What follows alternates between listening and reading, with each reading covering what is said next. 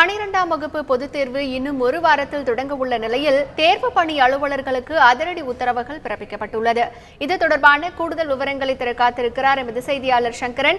சங்கரன், சொல்லுங்க, தேர்வுத்துறை இயக்குநர் பிறப்பித்துள்ள அதிரடி உத்தரவு குறித்து விரிவா சொல்லுங்க சங்கரன். அதாவது இன்னும் ஒரு வாரத்தில், அதாவது வரும் மார்ச் 2ஆம் தேதி 12ஆம் வகுப்பு பொதுத் தேர்வுகள் துவங்க இருக்கின்றன. அதைத் தொடர்ந்து மார்ச் 8ஆம் தேதி முதல் 10ஆம் வகுப்பு பொதுத் தேர்வுகளும் நடைபெற இருக்கின்றன. இப்போ தேர்வுக்கு இன்னும் சரியாக ஒரு வாரம் மட்டுமே இருக்கிறது இதற்கான. அதனால் இந்த தேர்வுக்கான ஏற்பாடுகள் முழு வீச்சில் இறுதி கட்டத்தை அடைஞ்சிருக்கு அப்படின்னு சொல்லலாம். இந்த சூழலில் ஒரு தேர்வுத்துறை இயக்குனர் வசுந்தரா தேவி இந்த தேர்வு பணியில் ஈடுபட இருக்கின்ற அலுவலர்களுக்கு பல உத்தரவுகளை பிறப்பித்திருக்கிறார். அதாவது கடந்த காலங்களில் தேர்வு அறைகளில் நடந்த விதிமீறல்கள் மற்றும் முறைகேடுகள் ஆகியவற்றை கவனத்தில் கொண்டு இந்த ஆண்டு அதுபோன்று எந்த விதமான முறைகேடுகளும் நடக்கக்கூடாது என்பதற்காக பல்வேறு அதிரடி உத்தரவுகளை பிறப்பித்திருக்கிறார். அதாவது இந்த தேர்வு பணிகளில் யார் யார் முக்கிய பொறுப்புகளை, அந்த HODன்னு சொல்லுவாங்க, ஒவ்வொரு செக்மெண்ட் வைஸ் ஒவ்வொருத்தர் ஒரு பொறுப்புகளை வகிப்பாங்க. அவர்களுக்கு ஒவ்வொரு வரையாக என்னென்ன செய்யணும் அப்படிங்கிறத 10 தலைப்புகளில் 68 பக்கங்களில் பல்வேறு விதிகளை பல்வேறு உத்தரவுகளை தேர்வுத்துறை இயக்குனர் பிறப்பித்திருக்கிறார். இது யாருக்கு அனுப்பப்பட்டிருக்கு அப்படின்னா, வருவாய் மாவட்ட அளவில் பார்த்தீங்கன்னா ஒவ்வொரு மாவட்டத்திற்கும் ஒரு அதிகாரிகள் இயக்குனர் அளவில் அல்லது இணை இயக்குனர் தலைமையில் ஏற்கனவே இந்த குழுவெல்லாம் அமைக்கப்பட்டிருக்கு இந்த தேர்வுகளை கண்காணிப்பதற்காக. அதன்படி பார்த்தீங்கன்னா இந்த 32 மாவட்டங்களுக்கும் சேர்த்து மொத்தம் 29 அதிகாரிகள், இயக்குனர்கள், இணை இயக்குனர்கள் மற்றும் பல்வேறு அதிகாரிகள் தலைமையில் மொத்தம் 29 அதிகாரிகள் இந்த நியமிக்கப்பட்டிருக்கிறார்கள். மேலும் மாவட்ட ஆட்சியர் தலைமையிலையும் அதேபோல் வருவாய் துறை அதிகாரிகள் தலைமையிலையும் பல்வேறு குழுக்கள் எல்லாம் அமைக்கப்பட்டிருக்கு.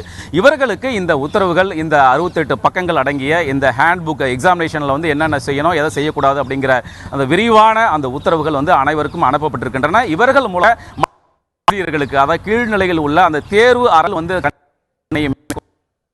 அளவில் இருக்கக்கூடிய பல்வேறு பணியாளர்கள் உட்பட அனைவருக்கும் இது தொடர்பாக அடுத்த ஒரு சில நாட்கள்ல அவர்களுக்கு விரிவாக விலக்கி கூறப்பட இருக்கிறது. இதுல என்ன முக்கியமா சொல்லி இருக்கிறாங்கன்னா, அதாவது மாணவர்களை, ஆசிரியர்களை பொறுத்த, இந்த துறை அலுவலர்களை பொறுத்தவரை, அதாவது தேர்வு மைய வளாகத்திற்குள் மாணவர்களோ துறை அலுவலர்களோ யாருமே மொபைல் போனை பயன்படுத்தக்கூடாது அப்படிங்கறத குறிப்பா சொல்லியிருக்கிறாங்க. மொபைல் போனை எடுத்துட்டு போலாம், அவர்கள் உடனடியாக அதை ஆஃப் பண்ணி அந்த தேர்வு மையத்தினுடைய முதன்மை கண்காணிப்பாளர் அப்படின்னு இருப்பாரு, அவர்கிட்ட சுவிட்ச் ஆஃப் பண்ணி ஹேண்ட் ஓவர் பண்ணணும். அதே போல் என்டையர் ப்ராசஸ் முடிஞ்ச ஒருபாடு தான் அந்த ஃபோனை வாங்கணும். இதை மீறினா நடவடிக்கை எடுப்போம் அப்படிங்கிற ஒரு தகவலை சொல்லியிருக்காங்க. இரண்டாவது, அதாவது சமீபத்தில் இந்த வார்த் புயல் காரணமாக சென்னை, காஞ்சிபுரம், திருவள்ளூர் மாவட்டங்களில் ஒரு பாதிப்புகள் ஏற்பட்டது. இந்த மாவட்டங்களில் தேர்வு மையங்கள் ஏதாவது பாதிப்பு ஏற்பட்டிருக்கிறதா, கட்டணங்களுக்கு பாதிப்பு ஏற்பட்டிருக்கிறதா என்பதை ஆய்வு செய்யணும் அப்படிங்கிற ஒரு விதிமுறையை சொல்லியிருக்கிறாங்க. ரெண்டாவது, இந்த கேள்வித்தாள் வைக்கக்கூடிய அறைகள் 24 மணி நேரமும் போலீஸ் பாதுகாப்பு போட வேண்டும். அந்த கேள்வித்தாள் வைக்கக்கூடிய மையங்களில் ஜன்னல்கள் இருக்கவே கூடாது அப்படிங்கிற ஒரு உத்தரவு போட்டிருக்காங்க. ஏன்னு கேட்டீங்கன்னா, கடந்த திமுக ஆட்சி காலத்தில் தேனி மாவட்டம் அல்லி நகரம் அப்படிங்கிற ஒரு பகுதியில் அந்த கேள்வித்தாள் அறை வைக்கக்கூடிய ஒரு பகுதியில் சரியான பாதுகாப்பு போடாததன் காரணமாக 10ஆம் வகுப்பு சமூக அறிவியல் கேள்வித்தாள் லீக் ஆச்சு. இதனால் திருப்பியும் வேறு ஒரு கேள்வித்தாள் அச்சடித்து அந்த தேர்வை நடத்தினாங்க. ஸோ இது போன்ற சம்பவம் நடைபெறக்கூடாது என்பதற்காக இந்த கேள்வித்தாள் வைக்கக்கூடிய அறையில் முழுமையான ஒரு பாதுகாப்பு போடப்பட்டு போலீசார் நியமிக்கப்பட வேண்டும் அப்படிங்கிற உத்தரவையும் சொல்லியிருக்காங்க. இரண்டாவது, இந்த தேர்வு அலுவலர்கள் கடந்த ஆண்டு நடந்த இந்த சம்பவம், அதாவது ஈரோடு மாவட்டத்தில் உள்ள ஒரு 2 தனியார் பள்ளிகள், ஒரே குழுமத்தைச் சேர்ந்த 2 தனியார் பள்ளிகளில் இந்த ஒரு விதிமீறல் நடந்தது.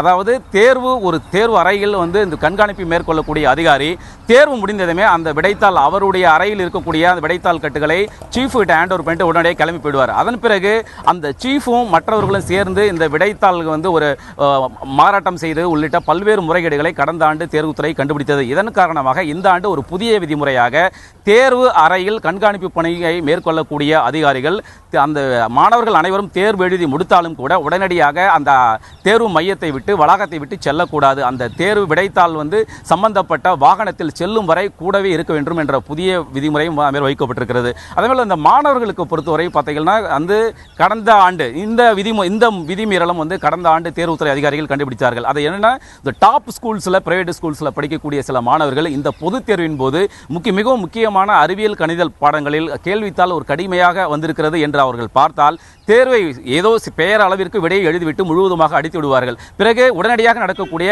இந்த உடனடி தேர்வில் பங்கேற்று அதிக மதிப்பெண்கள் பெறுகின்ற ஒரு முறை விதிமீறல் இருக்கிறதை கடந்த ஆண்டு தேர்வுத்துறை இயக்குனர் கண்டுபிடித்தார். இதன் காரணமாக ஒரு புதிய விதிமுறையை ஏற்கனவே கடந்த ஆண்டு வகுக்கப்பட்டது. அதாவது எந்த மாணவர்கள் விடைத்தாள் முழுவதையும் அடித்து விட்டார்கள் என்றால் அவர்களுக்கு 2 தேர்வுகள் எழுதுவதற்கு தடை விதிக்கப்படும், உடனடியாக அந்த தேர்வில் இருந்தும் வெளியேற்றப்படுவார் என்ற ஒரு உத்தரவும் பிறப்பிக்கப்பட்டிருக்கிறது. அதேபோல் மாணவர்கள் அதாவது தேர்வு அறைக்குள் பறக்கும் படையினர் செல்லும் போது என்னென்ன பணிகள் எல்லாம் செய்யணும் அப்படிங்கிறதையும் விரிவாக சொல்லியிருக்கிறாங்க. குறிப்பாக மாணவர்கள் மத்தியில் ஒரு பதட்டத்தை ஏற்படுத்தக்கூடிய அளவுக்கு மன அளவில் அவர்கள் எந்த விதமான பாதிப்புக்கும் ஆளாத அளவிற்கு கண்காணிப்பு பணியை மேற்கொள்ள வேண்டும் அப்படின்ற உத்தரவு சொல்லியிருக்காங்க. குறிப்பாக பார்த்தீங்கன்னா எல்லாரையும் எல்லா ஸ்டூடெண்ட்ஸையும் செக் பண்ணக்கூடாது.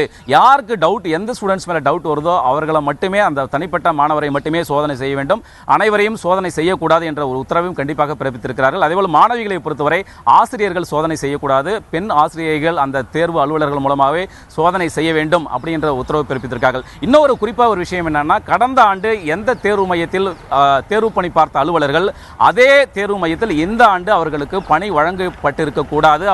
அப்படி அதுபோன்று நடந்திருந்தால் நடவடிக்கை எடுக்கப்படும் என்ற உத்தரவும் பிறப்பிக்கப்பட்டிருக்கிறது. ஏன்னா ஒரே தேர்வு மையத்தில் தொடர்ந்து பணியாற்றினால் அதில் பல்வேறு சிக்கல்களுக்கு, குளறுபடிகளுக்கு, அதாவது விதிமீறல்களுக்கு வழிவகுக்கும் என்பதால் அத்தகைய ஒரு உத்தரவும் பிறப்பிக்கப்பட்டிருக்கிறது. இதுபோன்ற பல்வேறு கிடுக்குப்பிடி உத்தரவுகள் மொத்தம் 68 பக்கங்களில் தேர்வு பணியில் ஈடுபடக்கூடிய அலுவலர்களுக்கு தேர்வுத்துறை இயக்குனர் வசந்தராஜ் ரவி பிறப்பித்திருக்கிறார்.